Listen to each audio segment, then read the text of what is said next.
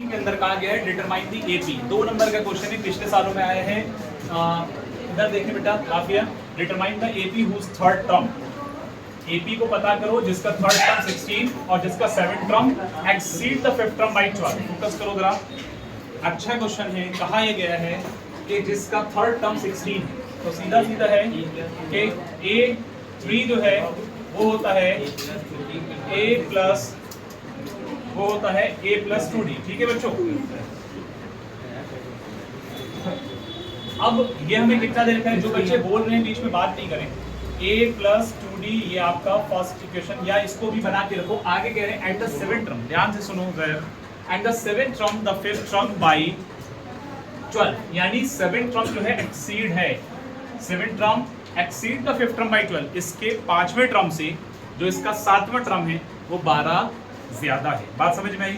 तो इसका एक चीज ये बनी। अब अगर मैं 5वें टर्म की बात करूंगा भाई, A5 जो है क्या होगा बच्चों, A प्लस 4D। इतनी बात समझ में आई? अब यहाँ पर इन्होंने ये कहा है कि जो इसका 7वां टर्म है वो होगा A प्लस 6D, लेकिन ये वाला जो टर्म है ना वो इससे कितना ज्यादा है बच्चों, 12 ज्यादा है। तो हमें ये करना है, ध्यान से सुनना, यहां पर करना है अकॉर्डिंग टू क्वेश्चन,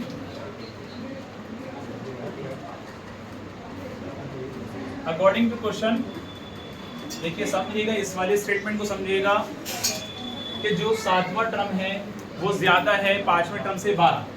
तो 7वां टर्म क्या था भाई, A प्लस 6D, ये अपने आप में 12 ज्यादा है किससे, A प्लस 4D से, सही है, इससे ज्यादा है। तो अगर मैं इसमें 12 ऐड कर दूं बच्चों तो दोनों के दोनों बराबर हो जाएंगे कि नहीं होंगे, पहली बात उस वाले स्टेटमेंट के अकॉर्डिंग। अब आप सोच रहे हैं ये क्यों दिया गया, उसका भी रीजन होगा, बता देते हैं। तो यहाँ पर सबसे पहले इक्वल का साइन लगाए, A से A कट गया, 6D में से 4D जाएंगे तो कितने बचे, 2D is equal to 12। D कितना आ गया प्यारे बच्चों, 6 आ गया। तो जो D आया है इस D को पुट कर दो आप ये वाली इक्वेशन में, इसको फर्स्ट इक्वेशन मान लो।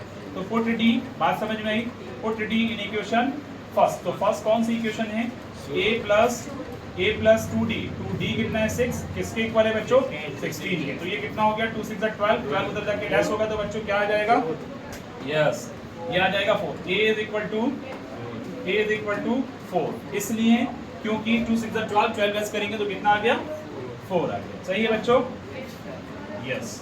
तो आपका आंसर यहाँ पर पूछा गया है डिटरमाइन द AP। अभी हमने सिर्फ A निकाला है और हमने D निकाला है, तो 2 चीजें आ गई। अब AP इन्हीं दोनों की मदद से निकाल सकते हैं।